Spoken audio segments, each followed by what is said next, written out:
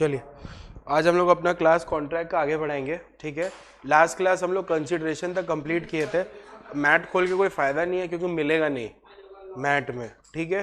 तो हम लोग यहाँ पे फोकस करते हैं। टॉपिक का नाम है कैपेसिटी टू कॉन्ट्रैक्ट। नहीं, टॉपिक का नाम क्या बोलिए? Capacity to contract.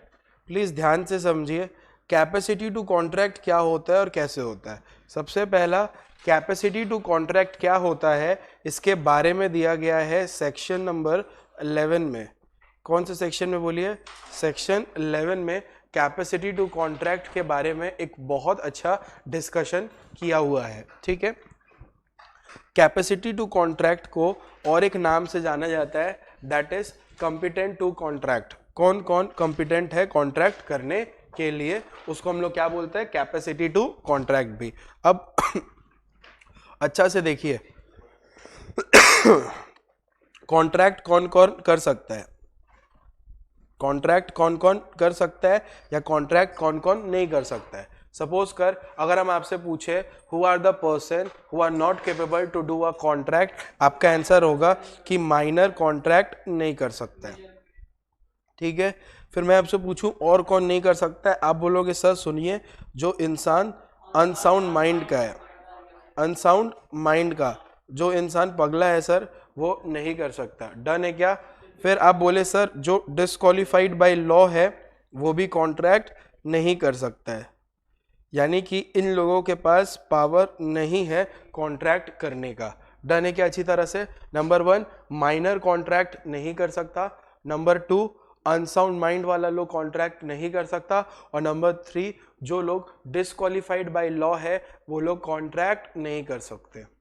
अब आप पूछेंगे कि सर क्या होगा अगर पहले बताइए सर माइनर कौन होता है। मैं बोला माइनर इज अ पर्सन जिसका age below 18 years of age हो, 18 ईयर्स ऑफ एज, यानी कि जिसका उम्र 18 साल से नीचे रहेगा उसको अपने क्या बोलते हैं बोलियो तो? माइनर। उसको क्या बोलते हैं? माइनर। सर ये 18 साल से नीचे रहेगा, ये कौन से सेक्शन में लिखा हुआ है? मैं बोला section 3 of Indian majority act. Section 3 of Indian majority act, section 3 of Indian majority act के अंदर ये लिखा हुआ है कि एक इंसान जिसका उम्र 18 साल से कम है उसको हम लोग क्या बोलेंगे? माइनर बोलेंगे। उसको हम लोग क्या बोलेंगे? माइनर बोलेंगे। अब मेरा दूसरा डिस्कशन का टॉपिक ये है कि अगर ये बंदा माइनर है तो क्या होगा अगर माइनर के साथ कॉन्ट्रैक्ट हो जाए? What will be the position of minor? Minor के साथ क्या होगा अगर माइनर के साथ क्या हो जाए बोलो? कॉन्ट्रैक्ट हो जाए। समझ आ रहा है अच्छी तरह से? क्या होगा अगर माइनर के साथ क्या हो जाए बोलो? कॉन्ट्रैक्ट हो जाए। ऐसा कुछ होगा सर कि माइनर के साथ अगर हम लोग कॉन्ट्रैक्ट करेंगे तो कुछ प्रॉब्लम हो जाएगा, ऐसा कुछ है? मैं बोला यस। माइनर का क्या पोजीशन है अग्रीमेंट में? ध्यान से सुनो, हेडिंग दे दो position of minor. Position of minor in an agreement. Position of minor in an agreement, और इसको लिख के इंपॉर्टेंट लिखो, position of minor in an agreement. लिखो पहले position of minor in an agreement, कि क्या पोजीशन है माइनर का अग्रीमेंट में। What is the position of minor in an agreement?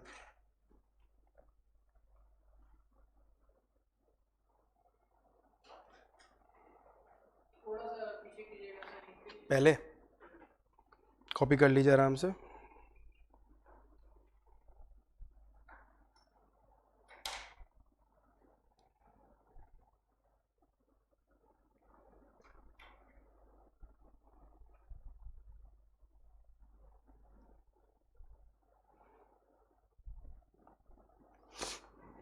What is a position of minor in a contract? क्या position है minor का मतलब अग्रीमेंट में? अब देखो number one N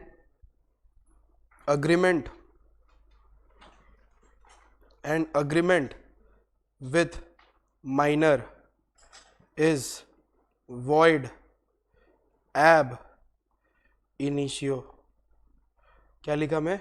N agreement with minor is void ab initio। void ab initio मतलब from the very beginning, शुरुआत से ही माइनर के साथ अगर आप एग्रीमेंट करिएगा तो void है, वो वैलिड नहीं है, वो वॉइड है। समझ आ रहा है? देखो मैंने हेडिंग क्या दिया, position of minor in an agreement, position of minor in an agreement. Minor का ही पोजीशन में बोला किस में बताने, अग्रीमेंट में, कॉन्ट्रैक्ट नहीं, क्योंकि माइनर के साथ आप कॉन्ट्रैक्ट नहीं कर सकते। सर एक बात बताओ, आपने बोला कि माइनर के साथ अगर आप अग्रीमेंट करेंगे तो वो क्या है, बोलो तो वॉइड एब इनिशियो। मैं बोला यस, इसी का एक केस लॉ जजमेंट है जिसका नाम है मोहरी बीवी, मोहरी बीवी वर्सेस दामोदर,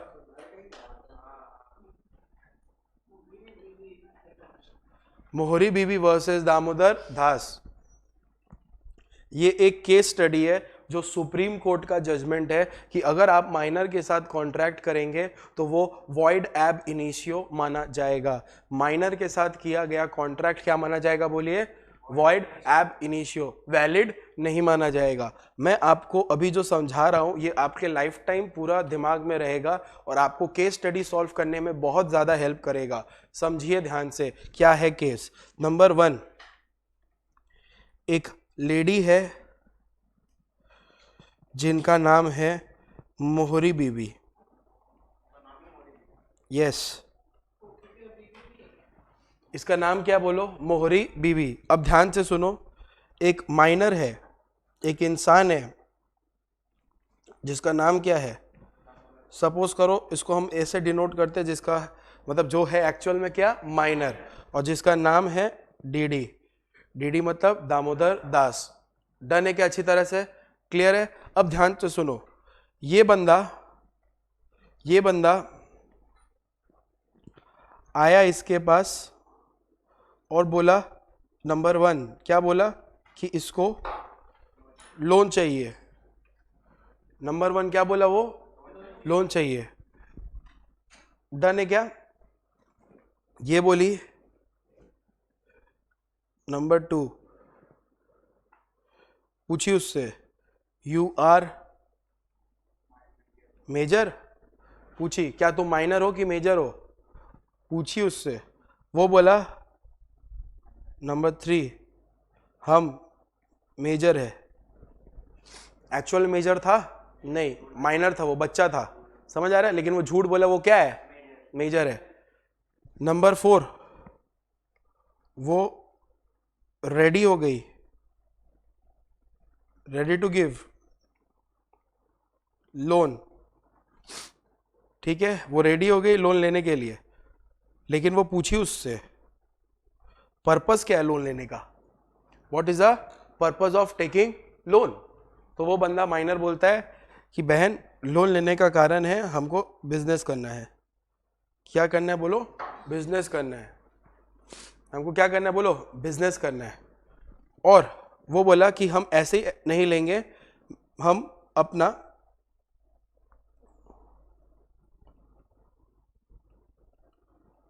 बिल्डिंग एक घर था उसका, उसको हम तुम्हारे पास एज अ सिक्योरिटी रख देंगे। समझ आया अच्छी तरह से? डन है क्या? केस समझ आया, हुआ क्या एक्चुअल में, केस समझ आया कि नहीं बोलो? केस अच्छी तरह से समझ आया कि वो माइनर है, वो उसको लोन देने बोला, वो बोली हाँ लोन दे दो, कोई प्रॉब्लम मेरे को नहीं है, हम लोन ले देना, लेकिन मेरे को गिरवी दे दिया। वो क्या दे दिया गिरवी पे, बोलो बिल्डिंग। ठीक है, डन, डन है। अब वो माइनर जब लोन दे दिया ना, पता है माइनर नहीं दिया,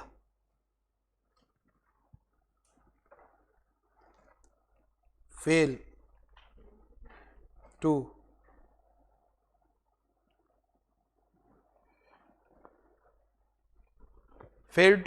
रिपे द अमाउंट।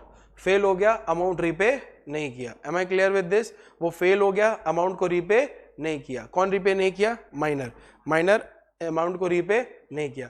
अब मोहरी बीवी जाके केस कर दी, इसीलिए इस केस का नाम पड़ा मोहरी बीवी वर्सेस दामोदर दास केस। ठीक है, अब जो इंसान केस करता है वो हमेशा पहले नाम आता है, इसीलिए इसका नाम मोहरी बीवी पड़ा। समझ आ रहा है? जो इंसान केस करेगा उसका नाम पहले आएगा। डन है क्या? अब सुप्रीम कोर्ट क्या जजमेंट दिया पता है कि माइनर के साथ अगर आप अग्रीमेंट करिएगा तो रहेगा वॉइड एब इनिशियो। इसी केस में यही बोला कि माइनर के साथ अग्रीमेंट ही करना शुरुआत से ही क्या है, void ab initio. Am I clear with this? बोलिए कोई डाउट है आपको? कुछ भी डाउट होने से बोलिए। हाँ हाँ, ready to give loan done है क्या? अच्छी तरह से डन है क्या? अच्छी तरह से आगे बढ़े, आगे डिस्कस करें इसको, ठीक है। ये पहला पॉइंट क्या है? An agreement with minor is void ab initio. An agreement with minor is void ab initio. Done है क्या? अच्छी तरह से आगे बढ़े। अब देखिए दूसरा,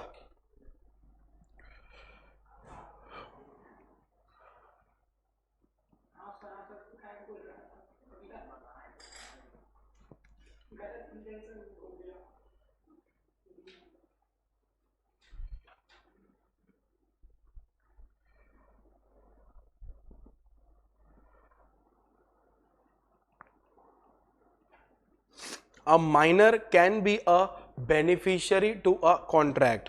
बेनिफिशियरी टू अ कॉन्ट्रैक्ट का मतलब पता है क्या? माइनर कॉन्ट्रैक्ट नहीं कर सकता, लेकिन माइनर को एडमिट कर सकते हैं as a beneficiary in a contract. ठीक है, देखो ध्यान से, इंपॉर्टेंट लाइन है, a minor can be a beneficiary in a contract. Minor, इसी का एक्सप्लेनेशन है, can be admitted as a partner. Partnership होता है ना दो लोगों के बीच में, तो दो लोगों के बीच में जब पार्टनरशिप होता है तो एक तरह का कॉन्ट्रैक्ट होता है, तो माइनर पार्टनर बन सकता है। Minor can be admitted as a partner but only for benefits, मतलब लॉस वो शेयर नहीं करेगा। पार्टनरशिप का मतलब होता है sharing of profit and loss दोनों, लेकिन ये अगर माइनर एज अ पार्टनर बना है तो वो लॉस शेयर नहीं करेगा। आज सूरज कहाँ सो गया बेटा? दो पेन डन है क्या? अच्छी तरह से, a minor can be a beneficiary to a contract. Minor can be admitted as a partner but only for benefit, सिर्फ और सिर्फ बेनिफिट्स के लिए, और वो नहीं एडमिट हो सकता। डन है क्या? अच्छी तरह से, वो ऐसे एडमिट नहीं हो सकता। डन है क्या? अच्छा, ओनली फॉर बेनिफिट। हम आप लोगों का नॉलेज चेक करते, देखो बताना। इलस्ट्रेशन नंबर 1, ये दोनों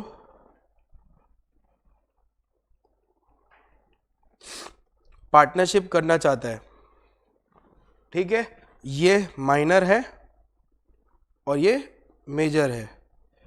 ये बोल दिया कि तुम सिर्फ बेनिफिट के लिए रहना, क्या ये वैलिड रहेगा? Not valid? वैलिड कि नॉट वैलिड? ठीक से पढ़ो। Minor can be admitted, minor को एडमिट कर सकते हैं एज अ पार्टनर। शुरुआत से वो मेन पार्टनर नहीं रहेगा, वो दोनों मेजर होना चाहिए। पार्टनरशिप बिजनेस करने के लिए मिनिमम 2% चाहिए, वो 2% मेजर होना चाहिए। बाद में आप चाहे तो उसको एडमिट कर सकते हो, ठीक है। सब पढ़ रहे उल्टा पुल्टा, ये हम लोग का नॉलेज है। Minor can be admitted as a partner, शुरुआत से, एग्जैक्टली शुरुआत से हम उसको पार्टनर नहीं रख सकते, क्योंकि इन दोनों के बीच में एक बनेगा पार्टनरशिप डीड, ठीक है। इस पार्टनरशिप डीड में शुरुआत से एक माइनर नहीं हो सकता। जो मेन दो पार्टनर है वो एटलीस्ट मेजर होने चाहिए। बाद में आप चाहे तो किसी मतलब एज अ थर्ड पर्सन उसको एडमिट कर सकते हैं एज अ माइनर। क्यों सर? क्योंकि पार्टनरशिप में एक फीचर होता है sharing of profit and loss. अगर शुरुआत से ही मेजर माइनर पार्टनर बनेगा तो वो लॉस शेयर नहीं करेगा, तो पार्टनरशिप का फीचर्स पूरा नहीं होगा। सर ये एग्जाम में कैसे आएगा? आपको पूछेगा direct question, what are the position of minor in a contract, या फिर आपसे केस स्टडी पूछ सकता है स्टोरी बना के कि जो पार्टनर ही पार्टनर बनना चाहता है, बताओ ये पार्टनर बनेगा कि नहीं? द आंसर इज नहीं, क्योंकि वो नहीं। केस स्टडी लिखने का पैटर्न है, मैं दिखाता हूँ आज। डन है क्या? अच्छी तरह से, ये पूरा क्लियर हुआ अच्छी तरह से? हाँ, ये वाला एग्जाम्पल आप याद रखेंगे ना तो आप केस स्टडी डिटेक्ट कर पाएंगे, क्योंकि माइनर आपके लेवल में कॉन्ट्रैक्ट में बहुत इंपॉर्टेंट रोल क्वेश्चन आता है। समझ आ रहा है अच्छी तरह से? तो minor can be admitted as a partner but only for what बेटा? बेनिफिट्स। डन है क्या? कोई दिक्कत है तो बताओ। डन है क्या? चलिए number 3,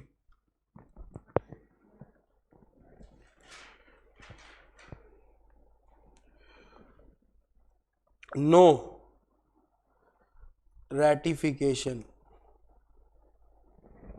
that is giving subsequent approval. No ratification, that is giving subsequent approval. No ratification, that is what? Giving subsequent approval after attaining majority. After attaining what? Majority, as the original agreement is void ab initio.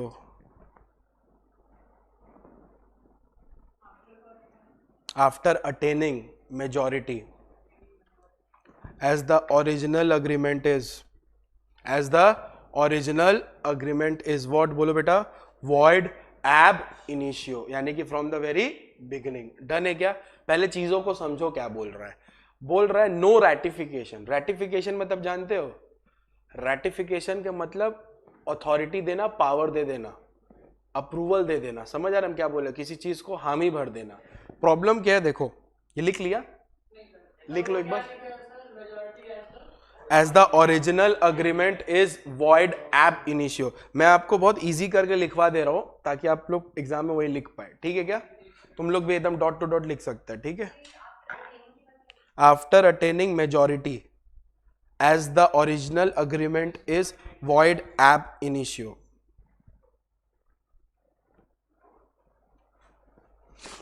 Done है क्या? मैं इसको समझाऊं अच्छी तरह से? Please थोड़ा अच्छी तरह से समझो। बोलने क्या मांग रहे हैं इसमें? हम इसमें ये बोलने मांग रहे हैं रैटिफिकेशन। अब देखो, हम लोग जो पहला केस पढ़े थे, अब मोहरी बीबी को केस करने से पहले ही पता चल गया था कि वो कौन है? माइनर है। सपोज करो तो वो सोची वो क्या करेगी ना कि जब इस दामोदर के साथ जो अग्रीमेंट बना ना, उसको वो 1 साल बाद अप्रूव करवा लेगी, उसी से बोलेगी फिर से साइन कर दो, रैटिफिकेशन दे दो। रैटिफिकेशन का मतलब क्या? वापस से अप्रूवल दे दो। उस समय तो माइनर था। एक्चुअल में दामोदर घोष था 17 साल का जब कॉन्ट्रैक्ट किया था, ज्यादा छोटा नहीं था वो। ठीक है? तो ये मोरी बीबी का आइडिया लगा कि सोचिए एक काम कर, 18 साल होगा, उसी कॉन्ट्रैक्ट को ले जाएंगे, फिर से बोलेंगे साइन करके इसको अप्रूवल फिर से दे दो। जिस तरह मम्मी तुमको बोली थी 2 किलो टमाटर ले आओ, 50 रुपए से ज्यादा मत देना।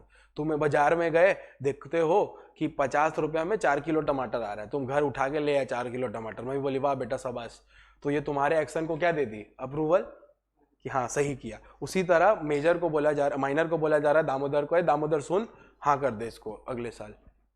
लेकिन लॉ बोलता है माइनर के साथ रैटिफिकेशन नहीं होगा। माइनर से आप अप्रूवल नहीं ले सकते उसके मेजॉरिटी अटेंड करने के बाद। क्यों सर? क्योंकि जब तुम लोग कॉन्ट्रैक्ट किए थे उसके साथ ओरिजिनल एग्रीमेंट, वो वॉइड एब इनिशियो था, शुरू से ही वो वॉइड था। वॉइड को कभी भी वैलिड नहीं बनाया जा सकता। वैलिड को वैलिड बनाया जा सकता है बट वॉइड को वैलिड बनाना नहीं है। डन है क्या?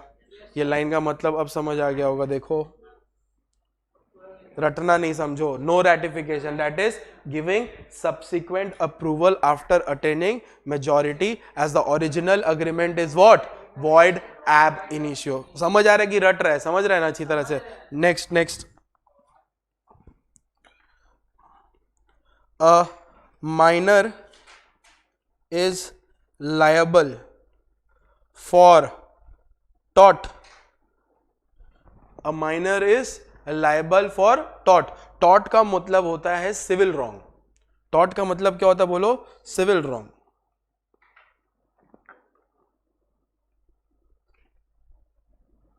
टॉट का मतलब क्या होता है बोलो? Civil wrong. अब आप पूछोगे सिविल रॉन्ग क्या होता है, मैं बोलूंगा सिविल रॉन्ग मतलब एक सिविल का मतलब एक सिविल रिलेशन गलती, क्राइम नहीं, एक सिविल रिलेशन गलती। सिविल रॉन्ग टॉट का अंदर बहुत कुछ आता है। फॉर एग्जांपल न्यूसेंस, न्यूसेंस जानते हो? गलत काम कर, हरकत करना। फॉर एग्जांपल बॉल लेके किसी का कांच तोड़ दिया, ऐसे पागल जैसा, सिविल रॉन्ग है, ठीक है। या फिर कचरा अपना वहां फेंक दिया, किसी के घर के नीचे टॉयलेट कर दिया, समझ आ रहा है? ये सब क्या है? सिविल रॉन्ग है। माइनर इसके लिए लायबल रहेगा, समझ आ रहा है? Minor is liable for taught. Done है क्या? Next E number, E number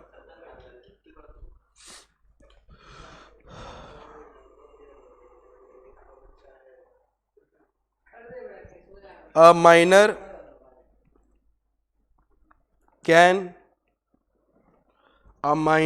can always plea minority and minor can always plea what? बोलो minority। माइनर अपने माइनॉरिटी हमेशा प्ली कर सकता है। प्ली मतलब बोलना कि वो माइनर था, यानी कि यहां इसको कंटिन्यू करो। No rule of estoppel, no rule of estoppel applies on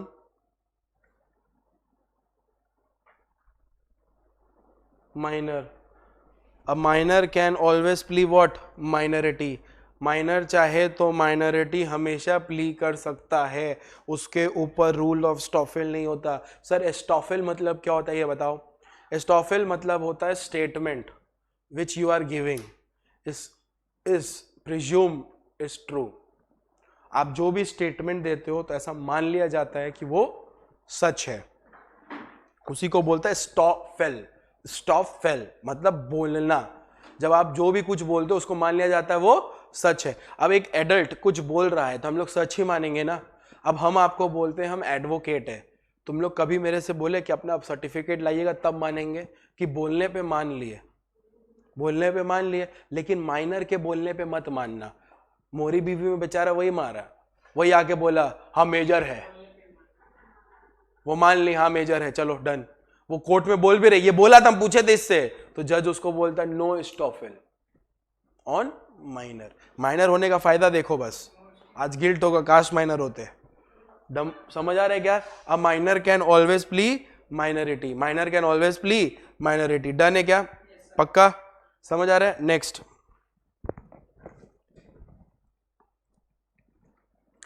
a minor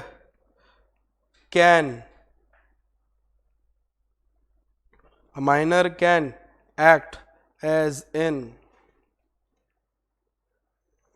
agent। a minor can act as an agent। Minor एक एजेंट की तरह एक्ट कर सकता है।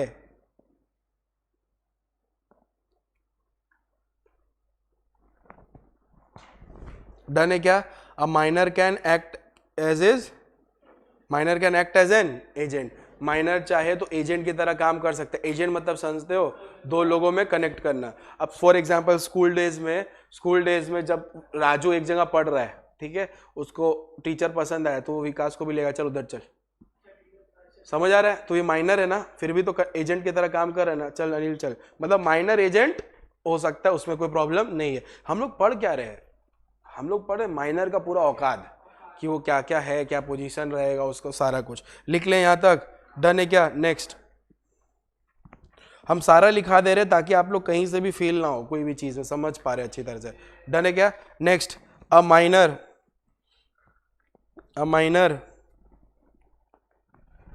पार्टनर वाला लिखा दिया क्या? पार्टनर वाला लिखवा दिया ना, माइनर कैन एक्ट, ठीक है ठीक है, ऐसे लिखो a minor can not bind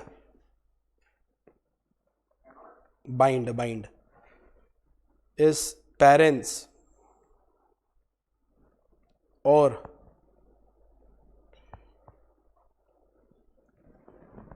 guardian. A minor can not bind his parents और गार्जियन। माइनर बाइंड नहीं कर सकता पेरेंट्स को और गार्जियन को। ये चला कॉन्ट्रैक्ट करते हुए और सारा पूरा नुकसान भरेगा कौन? पेरेंट्स? नहीं, अलाउड नहीं है, उसके लिए पेरेंट्स लायबल नहीं है। एक बार जहां तक लिखा है पढ़ो, पूरा याद कर लो, पोजीशन देख लो। क्लियर हुआ क्या?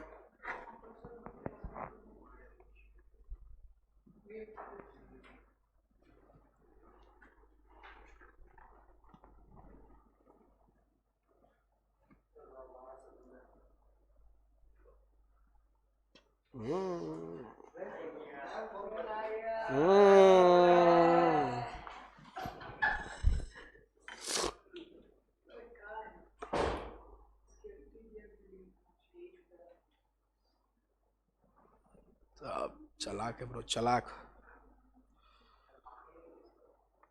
उधर से भर लेना एक बार।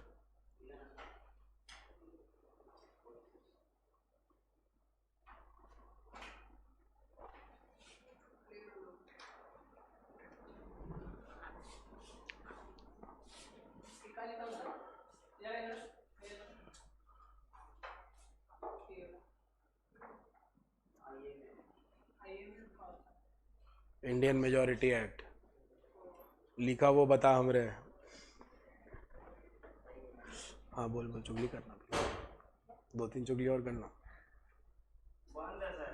खोल लेना, हमको क्या पता, तू भी लोग ना बैठा था। बगल वाले भैया है ना, उनसे मांगना, पानी भरना है, चाबी।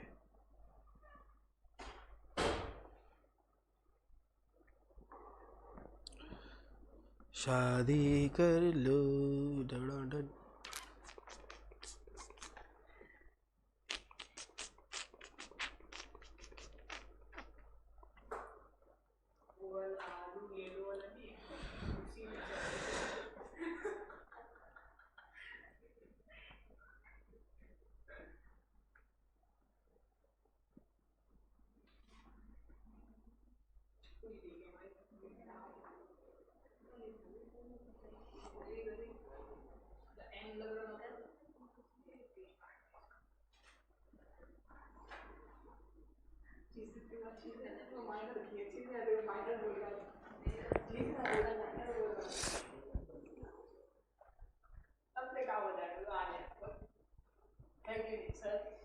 इसको माइनर माइनर बोल रहा था, कॉपी में चीज दे, माइनर है।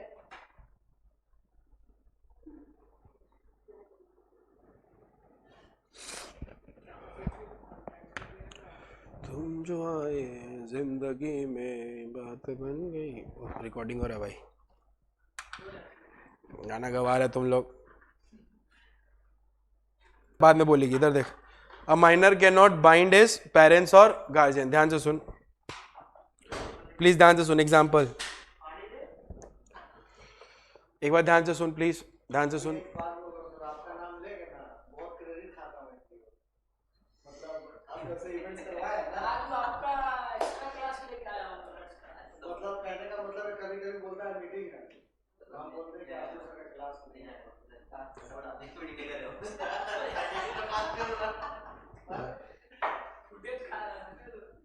कोई बात नहीं भाई, हम समझ रहे हैं। तुम्हारे ये सच्चाई की वजह से कोई एक दिन जाएगा दुनिया से, और हम चाहते हो चला जाए। एक बार और थोड़ा डोज दे देना। तुम कब जा रहे पढ़ाने विशाल के घर? क्यों? तो क्या हुआ, तुम हायर करो। अच्छा सुनो, a minor can not bind his parents और guardian. A minor can not bind his parents और गार्जियन। सुनो क्या किया एक माइनर। इतना 10 माइनर होगा तो कैसे चलेगा बोलो, बच्चा पैदा करना बंद हो जाएगा। ऐसा ऐसा बच्चा हुआ। तो सुनिए क्या किया, इसका नाम था चलाक, ठीक है। ये गया शॉप में और अपने लिए स्कूटी खरीद लिया, ठीक है। स्कूटी डीलर बोला पैसा दे, वो बोलता है मेरा बाप उधर बैठा है, जाके ले ले, ठीक है। मेरा बाप देगा, तू मेरे को स्कूटी दे। स्कूटी लेके आ गया। अब शॉप ओनर जाके बाप के पास लेटर थमा रहा है, लाइए पैसा ले, आपका बेटा स्कूटी चला रहा है। तो बाप बाइंड नहीं है, समझ आ रहा है? Father is not bound to pay such amount. ऐसे तो सब माइनर करने लगेगा, तुम लोग अब घुस गया ताज होटल में, खा पी लिया, कौन देगा पेमेंट? मेरा बाप देगा, ले ले। ऐसे नहीं होता। तो इस लाइन का मतलब समझ आया? अ minor can not bind his parents और गार्जियन। डन है क्या? कितना पोजीशन पढ़े अभी तक आप लोग?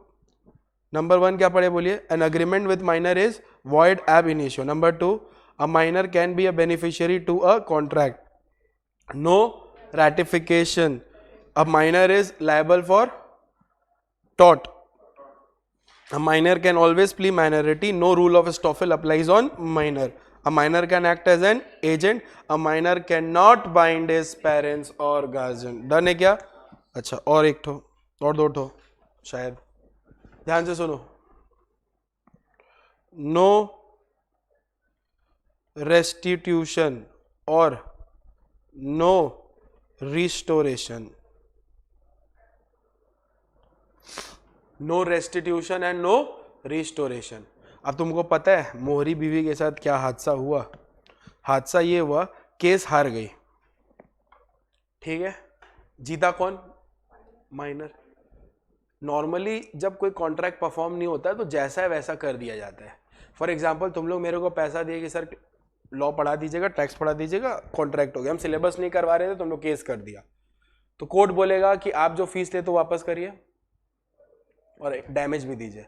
माइनर के साथ अगर ऐसा कुछ हुआ तो minor is not liable to pay a single penny वापस। यानी कि जितना लोन अमाउंट ये लिया था अगर उड़ा दिया तो मांग नहीं सकते, नहीं, can not bind his parents.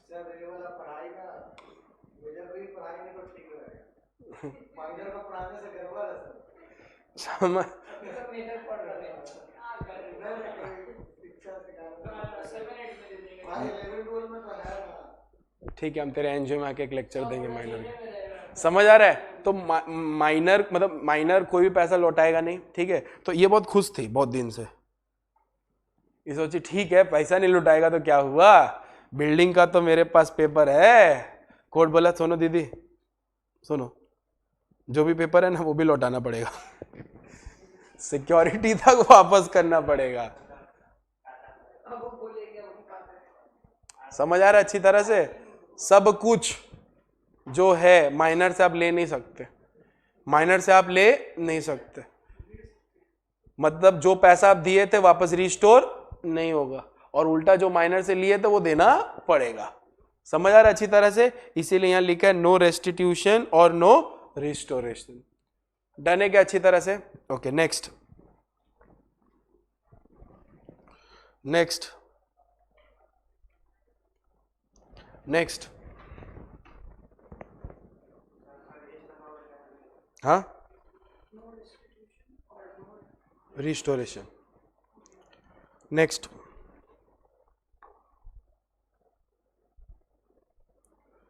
a minor can be liable for necessaries supplied to him. He will not be directly liable, but his property will be liable।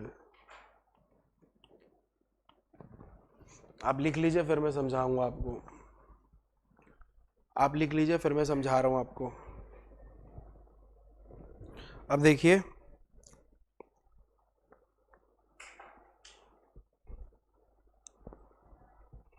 Suppose कर ये एक बंदा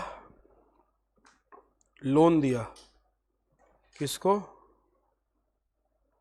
एक माइनर को। लोन देना मतलब कॉन्ट्रैक्ट करना क्या है माइनर के साथ? Void ab initio. अब तुमको पता है लास्ट एग्जाम्पल और इस एग्जाम्पल में मैं क्या करूंगा, हल्का सा डिफरेंस, लेकिन मैं पूरा एकदम तुमको मास्टर स्ट्रोक होता है ना जो एकदम पढ़ाई का बेस्ट चीज मैं बताऊंगा। देखो सब कुछ सेम करूंगा। लोन दिया, ये बंदा इसको गिरवी पे क्या दिया बोलो? सिक्योरिटी क्या दिया सिक्योरिटी पे, बिल्डिंग दिया, सब कुछ सेम है। लेकिन जब ये उससे पूछा कि what is the purpose of taking loan, minor बोला purpose of taking loan is for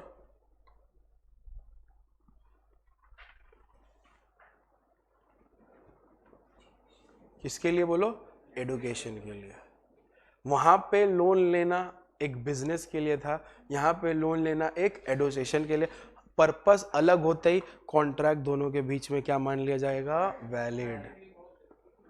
क्यों, क्योंकि ये इसको जो हम दे रहे हैं ये एक नेसेसरी है।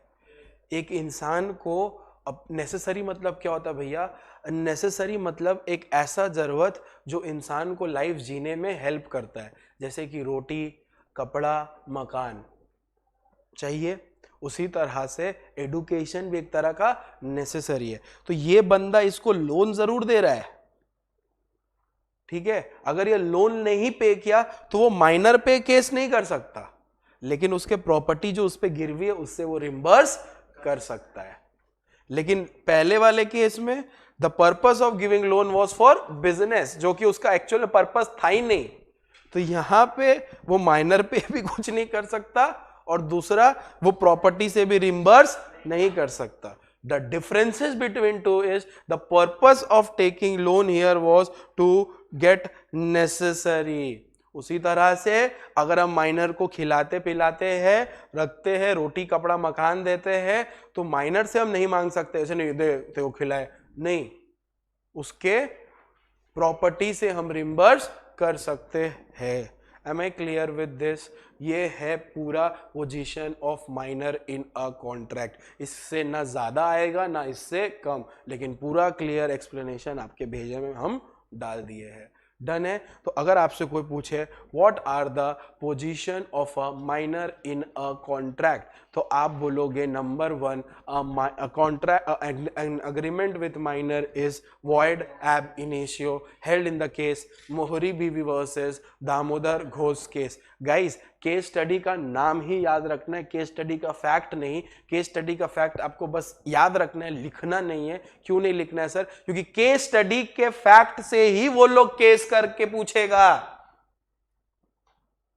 वो लोग आपको सिचुएशन ऐसे ही देगा, आपको बस आंसर करना है। Am I clear with this? Yes और नो? ये वाला यहां तक हुआ। मैं आपको ना बस थोड़ा सा मैं आपको एक चीज दिखाना चाहता हूं, ऐसे तो आपके लिए नहीं है बट वो केस स्टडी सबके लिए कॉमन होता है, ऐसा नहीं है कि सिर्फ इसके लिए होता है। ये देखिए एक केस है, शायद आप कर पाए। देखिए केस स्टडी, देखिए सर केस स्टडी होता है, चाहे कोई भी कोर्स में है, लिखना हम लोगों को है, ठीक है। केस स्टडी क्या बता सकते, 6 मार्क्स का है।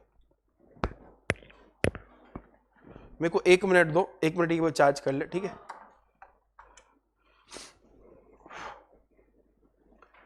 लास्ट वाला क्लास में ना हाथ थोड़ा मान जाते हैं, थकते थकते थकते थकते हो जाता है, लेकिन अभी फाइनल चालू हो जाएगा 28 से। सुबह 9:30 मंडे फ्राइडे 9:30। हाँ नहीं, दिसंबर में सीए फाइनल सीएमए फाइनल चकाचक भरा रहेगा एकदम, वहां तक धड़ धड़ धड़ धड़, टैक्स और लॉ। और फाइनल का खाली स्टूडेंट एक बार खाली दर्शन करने आना, देखने में कितना सीरियसनेस है, सब जॉब में घुसा हुआ है। हम बता रहे, मोटिवेट कर रहे, ऐसा लगता है जॉब नहीं, सब यहाँ से लेके वहां तक सब जॉब वाला बैठेगा। मॉर्निंग भी और इवनिंग भी है। इवनिंग में 25 जन एडमिशन लिया है, मॉर्निंग में 40 जन लिया है। उल्टा हो गया साला, उल्टा होना चाहिए था फाइनल लेवल में। लेकिन पढ़ाने का बहुत मजा आता है हमको, फाइनल में पढ़ने का मजा आता है। बहुत जन जॉब छोड़ देगा पढ़ाई के लिए। देखो सृष्टि, लड़की पे नहीं फोकस करना है, वो माइनर है, उस पर फोकस करना है, ठीक है। वो एक माइनर है, फॉल्सली रिप्रेजेंट हर एज, झूठ बोली अपने एज के बारे में, ठीक है। और एंटर इनटू एन अग्रीमेंट किसके साथ, एक ऑथोराइज लैपटॉप डीलर के साथ जिसका नाम मिस्टर गुप्ता है, जो ओनर ऑफ एसपी है, मतलब दुकान है उसका ओनर है लैपटॉप का। और परचेज कर ली लैपटॉप ऑन क्रेडिट। लैपटॉप का दाम कितना है, 60,000, ठीक है। वो उसको बोली कि वो जो बचा कुचा अमाउंट है वो पेमेंट करेगी इंटरेस्ट के साथ इतना तारीख तक, समझा? मतलब लोन क्रेडिट पे ली और बोली कि हम ब्याज पे तुमको पेमेंट देंगे, बेसिकली क्रेडिट पे ले ली, ठीक है। शी टोल्ड हिम, वो उसको बोली भी कि अगर वो नहीं पे कर पाई तो उसका बाप पे करेगा। मिस्टर राम, देखा जो हम बोले उसी का एक्सप्लेनेशन है, मेरा बोला हुआ क्लास ही में आएगा, याद रखना। Will pay back on her behalf. पहले हम भी सोचते थे, पता केस स्टडी साला लाता कहां से, केस स्टडी कहीं से नहीं लाता है, जो सुप्रीम कोर्ट का सारा जजमेंट है उसका नाम चेंज कर करके बनाता है, खत्म, और कुछ नहीं होता भाई। वही हम सोचते साला लोग पैदा कैसे करता है इतना, हम 50 केस स्टडी लिख दे अभी बैठे बैठे, समझ आ रहा है? After 1 year when Srishti was asked to pay the outstanding amount with the interest, she refused to pay the amount and told that the owner that she is a minor. अब तुम इल्ले पो कुछ नहीं कर पाएगा तुम अब मेरा। Now he can't recover a single penny from her. Attitude देख बंदी का, डन है क्या? She will be adult on 1 January 2024। देख पूरा भयंकर क्वेश्चन है, इसमें कितना कुछ अट्रैक्ट किया है, ठीक है। वो एडल्ट हो जाएगी, only after that agreement can be ratified, ठीक है। वेरी गुड, हो तो तुम लोग को पता है, इसको नहीं पता है ना। Explain by which of the following way Mister Gupta will succeed in recovering the outstanding amount with reference to the Indian contract. बेटा गुप्ता तू गया, कुछ नहीं होने वाला है तेरा, समझ आया अच्छी तरह से। Number 1, bye filing a case against Srishti a minor for recovery of outstanding amount with interest. क्या वो केस करके रिकवर कर सकता है क्या? यस और नो बोलो। नहीं सर। क्या वो उसके बाप पे केस कर सकता है क्या? हाँ। By filing a case against Srishti a minor for recovery of outstanding amount after she attains maturity, क्या?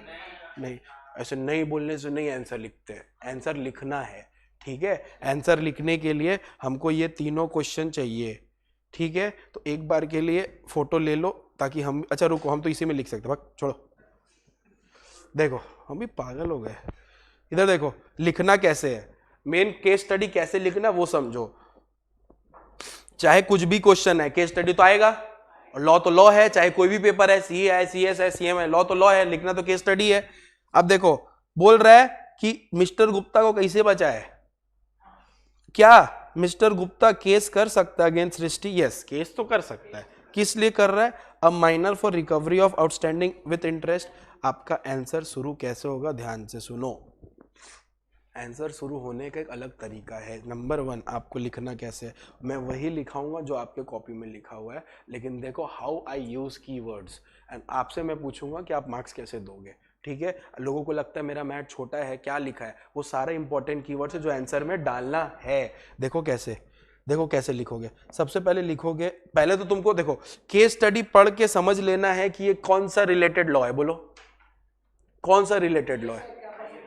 कैपेसिटी टू कॉन्ट्रैक्ट वाला, माइनर वाला, समझ गए, done.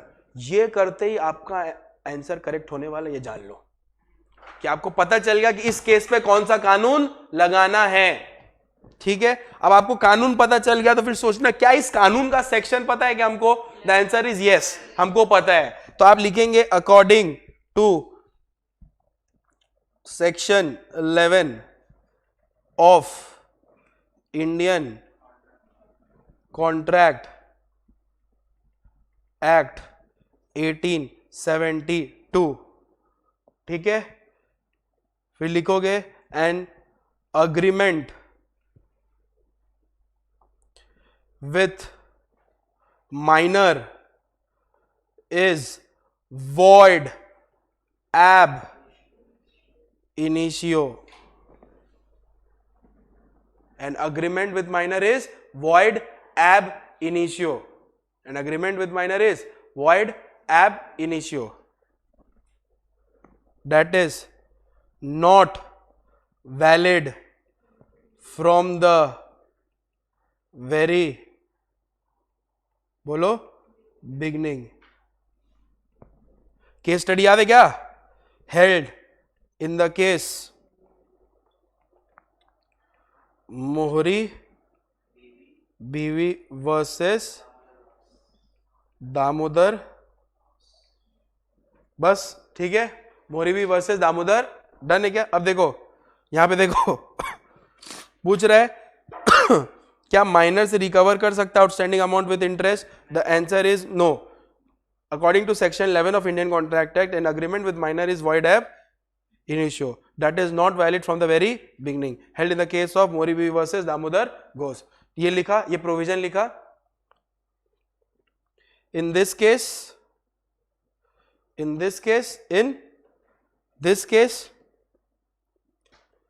Mr. Gupta, in this case, Mr.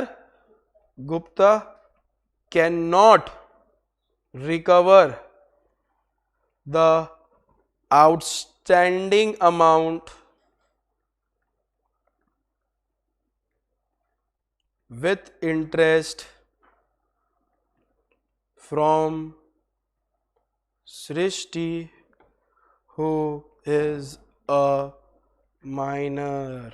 पहले तुम प्रोविजन लिखे, फैक्ट लिख दिए, कंक्लूजन भी लिख दिए. समझ आ रहा है सर? इसमें क्या है, इसमें नोटिस करोगे, इसमें वो लोग 3 क्वेश्चन पूछा है, इसीलिए आपको टिपिकली एक क्वेश्चन का जो एक्चुअल प्रोविजन उसके साथ ही लिखना है. समझ आ रहा है? इसीलिए यहाँ पे हम लोग देखो एकदम डॉट टू डॉट लिखे. क्या इस पे मेरे को मार्क्स दोगे? 2 मार्क्स, 2 मार्क्स मिलेगा कि नहीं?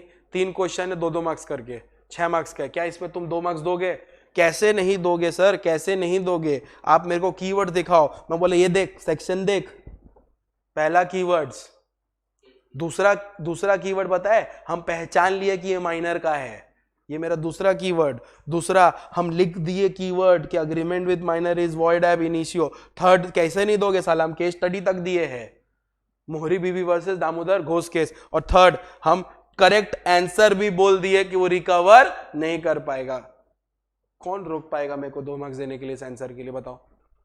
हम लोग क्या केस स्टडी, सुनो, केस स्टडी करके ना पागल होते हैं. होता कुछ नहीं है. आपका प्रोविजन को आपको यूज करना है और बाकी को कनेक्ट कर देना है. जस्ट लाइक इंग्लिश ग्रामर में वो जो प्रेसी आता था, पढ़ते थे, फिर उसको दूसरा वर्ड में लिखते थे ना, उसी तरह प्रोविजन रट के जाने. ये देख, ये तो मेरे ही कॉपी में था, यहां से लेके, गलत होगा तो बोलना, यहां से यहां तक मेरे ही कॉपी में अभी जो लिखवा है कि नहीं? According to section 11 of Indian Contract Act, an agreement with minor is void ab initio. That is not valid from the very beginning. Held in the case of Mori versus Damodar Ghosh. यहां तक तो यही है पूरा, यही तो लिखे पहला नंबर पॉइंट. और क्या लिखे? डन है क्या? अब दूसरा लिख रहा है क्या? लिखो.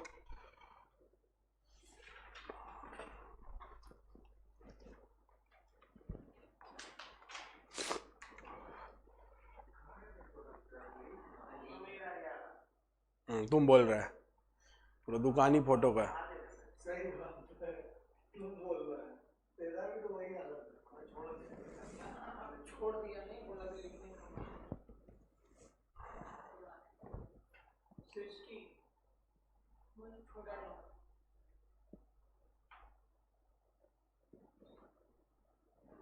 हैंड राइटिंग इग्नोर करो मेरा. Who is a minor? बहुत बच्चा इसमें एंड सन सब लिखता है. Manager person whose age is below 18. इतना डिटेलिंग नहीं चाहिए उसको पता है माइनर कौन है, तुमको भी पता है. पहला पॉइंट कर सकता हूं सर. मैं बस ये प्रूफ करने मांग रहा हूँ, जो मैं लिखा है उससे हम लोग लिख सकते हैं, छोटा नहीं है वो.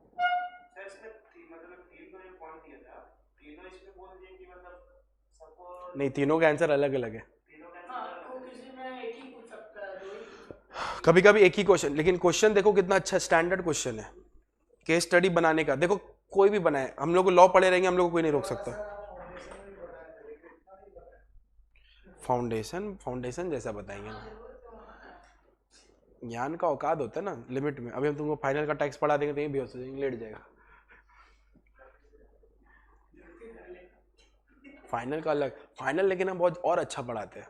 ये इंटर का ट्रिपल गुना अच्छा, क्योंकि मेरे को उसमें इंटरेस्ट आता है, क्योंकि उसमें पैसा आ रहा है. मतलब मेरे को नहीं, उस बच्चा लोग.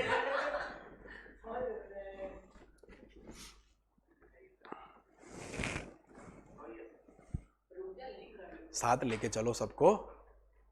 Unity strength. किसी का रिसेप्शन है फिर भी आया यहाँ पे, समझो. शादी हो चुका सबका, आज वैलेंटाइन डे ना. तेरा हमको लगता है 5-6 होगा.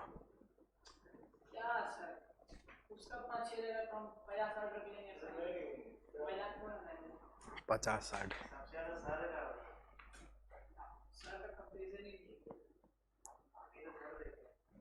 तुम लोग पता नहीं क्या समझ रखा है मेरे को।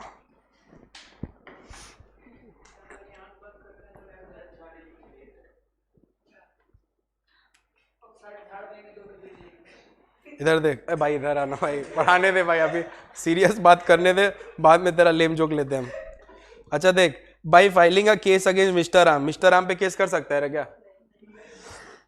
A father of 60 for recovery of outstanding amount. देखो लिखना कैसे ये बताओ सर, देखो लिखना कैसे, लिखना कैसे, एक बार ऊपर सेक्शन लिख दिया ना, बार बार उसी को रिपीट नहीं करना है, ठीक है? वो पॉइंट नंबर 1 और पॉइंट नंबर 2 का आंसर कैसे होगा, आप लिखोगे, देखो आप लोग एक पॉइंट लिखे थे, आप लोग एक पॉइंट लिखे थे, ढूंढ के बताओ तो कौन सा पॉइंट में ये लिखोगे, जो पॉइंट में एक पॉइंट है जो यहां आएगा। हाँ हाँ, अब क्या लिखा है पढ़ो, अ minor can not bind is parents,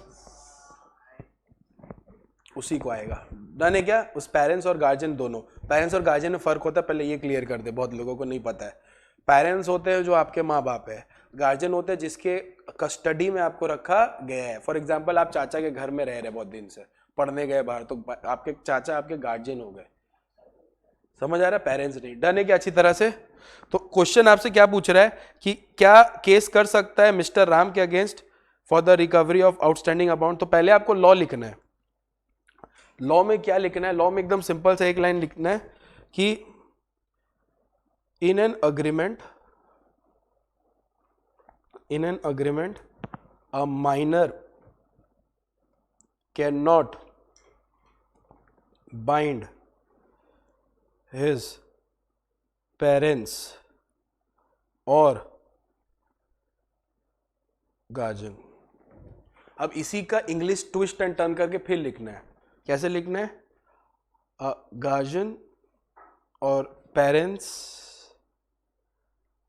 are not liable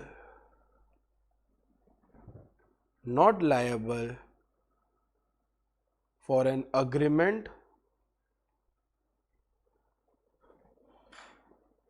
entered by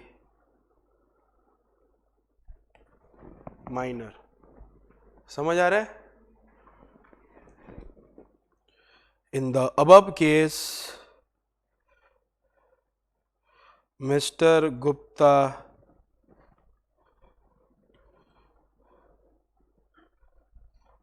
cannot file a case on Mr. Ram, father of minor, on the ground that Mr. Ram is liable for the Mr. Ram is liable for the outstanding amount। नहीं ऐसे लिखो, mister Ram, नहीं लिखा ना, mister Ram is liable in the above case Mr. Gupta cannot file a case on Mr. Ram, father of the minor, on the ground that Mr. Ram is liable for the act of minor। हो गया answer. Done है क्या? अच्छा लग रहा है? ये खाली डेमो है, लिखना कैसे समझा? देख अब हम तुमको बताते हैं। देख सुन मेरे बात सुन, यहां तक तो बुक में ही मिला था सर। हाँ, अब हम तुमको कैसे, आप बोले नहीं सर यहां तक नहीं मिला, यहां तक मिला था। मैं बोले अबे गधे, उसको उल्टा किए, एक बार माइनर की तरफ से बोले, एक बार गार्जियन की तरफ से बोले। समझ आ रहा है? अ गार्जियन और parents are not liable for an agreement enter by minor. This is called art of writing, how to write. समझ आ रहा है? ये चीज हम लोग मिस करते हैं। आप क्या करते हो, मेन लॉ लिखते हो, फिर ऐसे नहीं, मेन लॉ को भी 2-3 वर्ड में बताओ। समझा? केस स्टडी लिखने का तरीका 2-3 वर्ड में बताओ, तब ना तुम्हारा आंसर अच्छा लगेगा। समझ आ रहा है? फिर हम लोग क्या किए, फैक्ट को प्रोविजन से कनेक्ट कर दिए, फैक्ट को किससे कनेक्ट कर दिए बोलो, प्रोविजन से कनेक्ट कर दिए। डन है क्या? जैसे ही आप फैक्ट को प्रोविजन से कनेक्ट किया आपका आंसर आ जाएगा। समझ आ रहा है? कौन सा बोल? In an agreement a minor can not bind his parents, वो वाला। An agreement entered by minor.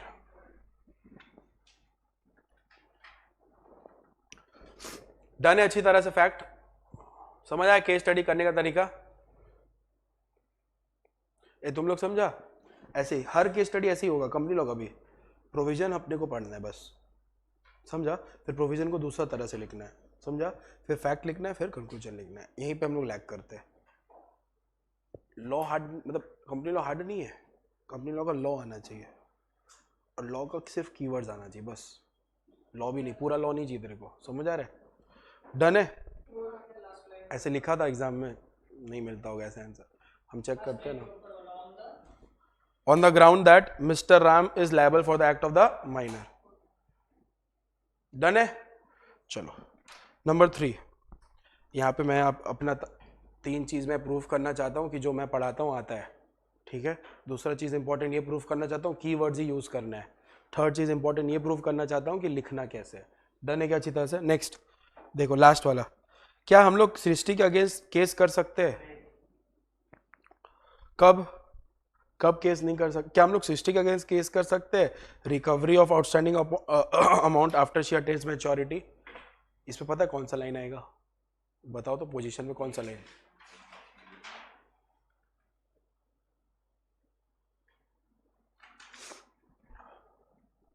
बताओ खाली।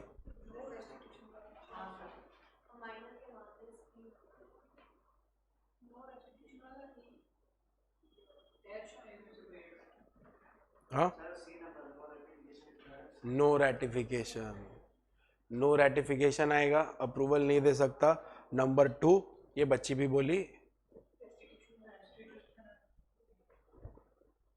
Minor can always plea minority, ये बच्ची बोली क्या? ओके, हम बोला नहीं, हम बोले गुंडी। डन है क्या? ये खुद लिख, इतना पापड़ी चाट नहीं खिला सकते, खुद लिख दिखा, लिख के। नहीं नहीं नहीं कर, खुद से लिख, सुंदर लग रहा, लगने दे। इधर देखो बेटा, bye filing a case against Srishti a minor for recovery of outstanding amount after she attains maturity, कैसे लिखोगे? लिखा है बच्चा? लिखी है? कैसे शुरू की है? क्या?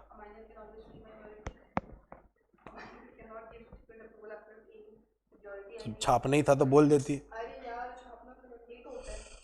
A minor can always plea minority, पहला लॉ लिखा तुम कि माइनर जो है माइनॉरिटी प्ली कर सकता है। Minor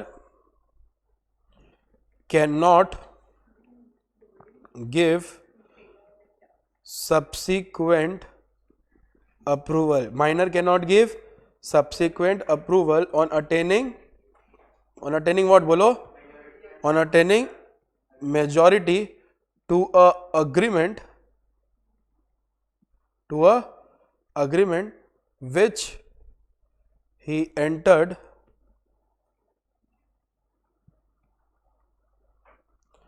at the time of minority. Some cannot give subsequent approval, cannot give subsequent approval। Done है ये वाला अच्छी तरह से? ये वाला क्लियर हुआ? सीए की है, AIR 10 है, और अभी CS प्रोफेशनल के लास्ट ग्रुप में CS है, CS है। A minor can always plea minority. Minor cannot give subsequent approval on attaining majority to a agreement which he entered at the time of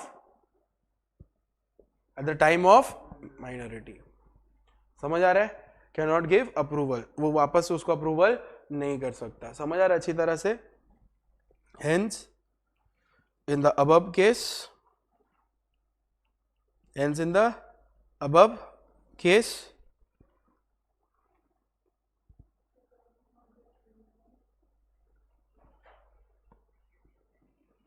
Mr. Gupta cannot recover outstanding amount along with interest as such agreement cannot be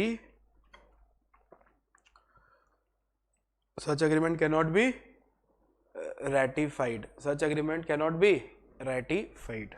Full stop. अच्छा लग रहा है answer?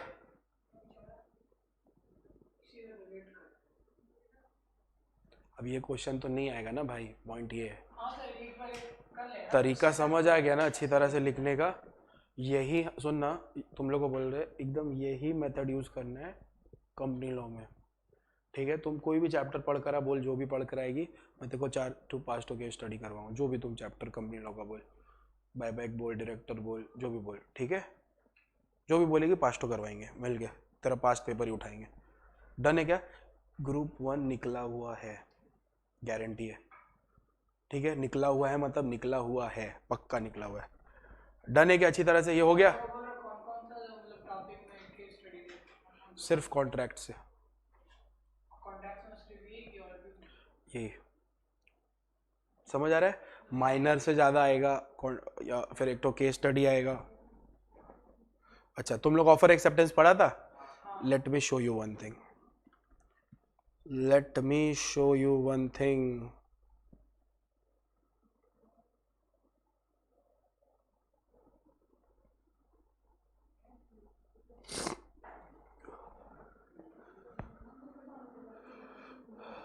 Let me show you one thing. Let me. हाँ शायद, क्यों? हाँ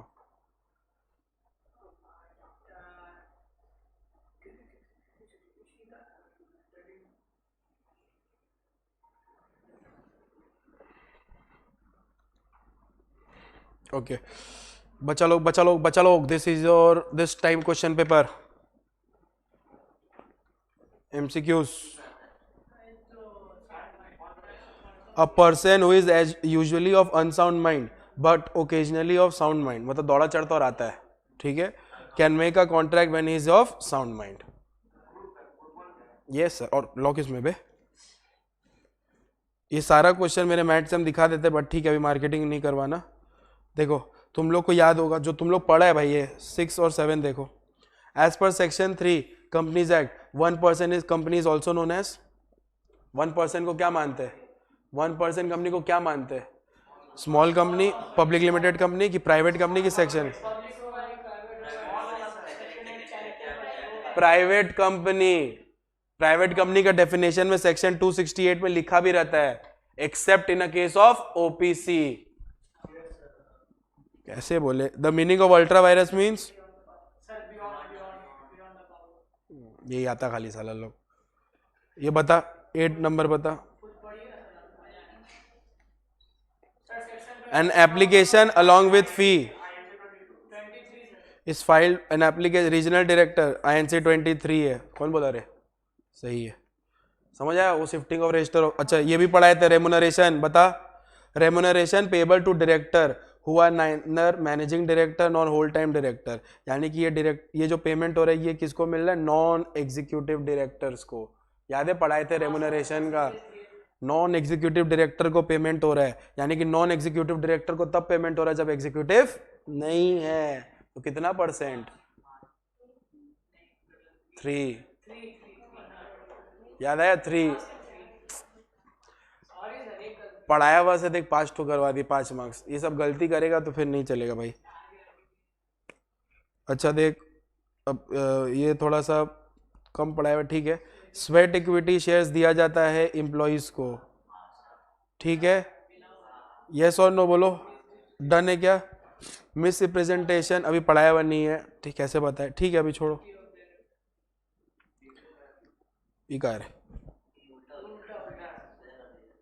सीधा करने से कैसे होगा?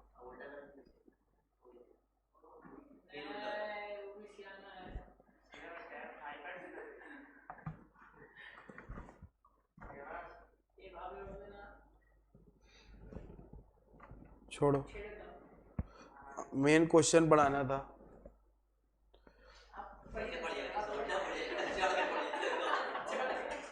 इधर देख, mister Ajay is unconscious of his mind when ही, सुनो ध्यान से,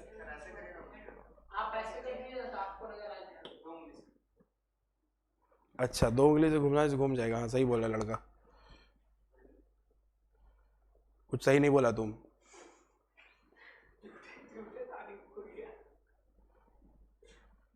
घूमर रे नहीं घूम रहा, रहने दे भाई।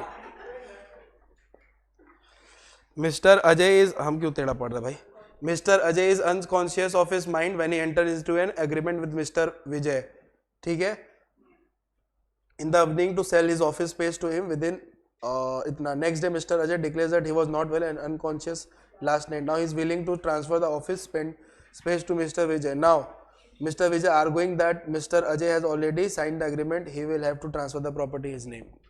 Allowed कि not allowed? Not allowed. समझे ही नहीं तुम लोग, केस क्या हुआ सुनो। मिस्टर अजय है, ये पी पाके मिस्टर विजय को बोल दिया हम अपना ऑफिस तेरे को बेचेंगे, लेकिन नेक्स्ट दिन जब वो होश में आया तो बोला नहीं नहीं हम ऑफिस अजय को भेजेंगे, तो इसके साथ वैलिड है, इसके साथ वर्ड है, क्योंकि वो अनसाउंड था। डन है। अच्छा आपको पूरा पोजीशन ऑफ माइनर समझ आ गया, आपको पूरा पोजीशन ऑफ माइनर समझ आया कि नहीं आया, बोलिए। डन है क्या?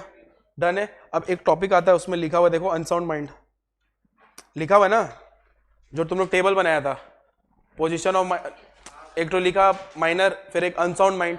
अनसाउंड माइंड का 3 जाते हैं, कितना जाते हैं? 3 तरह के जाते हैं। एक है इडियट, एक क्या, बस समझ लो, बस बता रहे, उसी में लिख लो। ए नंबर इडियट, ए नंबर क्या बोलो? इडियट। बी नंबर जो है वो है लुनैटिक, बी नंबर क्या बोलो? लुनैटिक। और नंबर जो सी है वो है इंटॉक्सिकेटेड, ठीक है क्या? नंबर ए क्या बोलो? इडियट। नंबर बी क्या है? लुनैटिक। नंबर 3 क्या है? इंटॉक्सिकेटेड। आपको पता है तीनों का डिफरेंस सेम है, मतलब अलग अलग ही है तीनों, लेकिन तीनों ही सेंस में नहीं है। इडियट मतलब फुल पगला,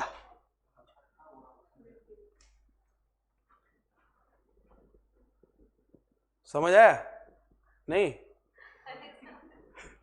इडियट मतलब फुल पगला, ठीक है। डन है क्या?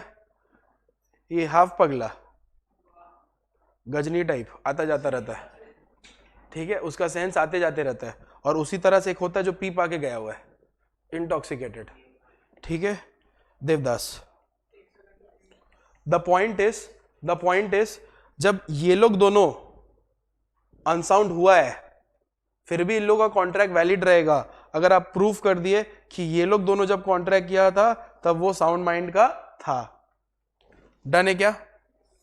एक बार तुम लोग लिखो, हम 1 मिनट में आ रहे हैं नीचे से, ठीक है। एक बार उसको 4 बजे मिला है, एक बार लिखो।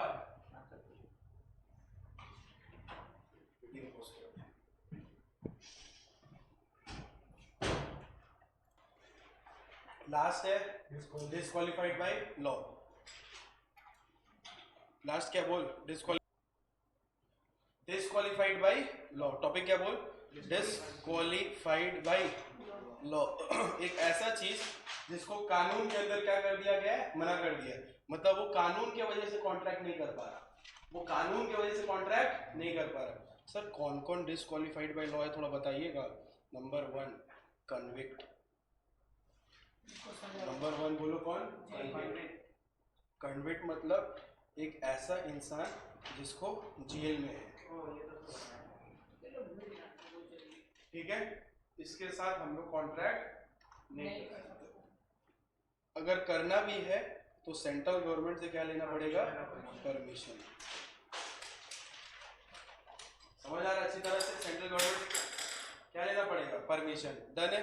दूसरा, किसके साथ आप नहीं कर सकते कॉन्ट्रैक्ट? एलियन एनिमी, जादू वाला नहीं, एक ऐसा एनिमी जो मेरे देश का क्या है? दुश्मन है।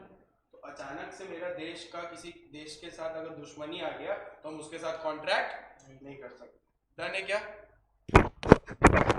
डन है क्या बोल, हम उसके साथ कॉन्ट्रैक्ट नहीं कर सकते। तो किसके किसके साथ हम कॉन्ट्रैक्ट नहीं कर सकते? नंबर 1 जो डिस्क्वालिफाइड बाई लॉ है, कन्विक्ट, कन्विक्ट आता है उसके अंदर। दूसरा कौन आता है? Alien enemy. दूसरा कौन आता है बोलो? Alien enemy. एक ऐसा एलियन एनिमी, एक ऐसा एलियन एनिमी नहीं जिसका देश के साथ मेरा दुश्मनी स्टार्ट हो गया। नंबर 3 फॉरेन एम्बेसडर्स,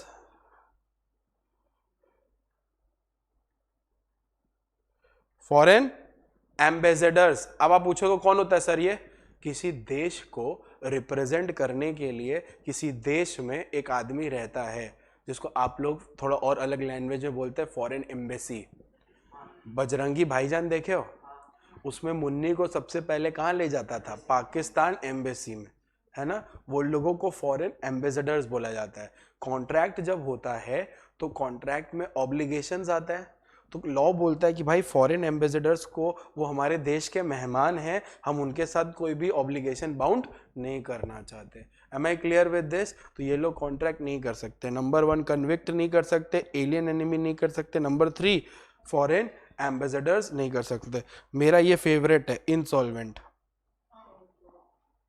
भिखमंगा नहीं कर सकता, ठीक है। इंसॉल्वेंट कॉन्ट्रैक्ट नहीं कर सकता। और लास्ट आप कॉन्ट्रैक्ट नहीं कर सकते इफ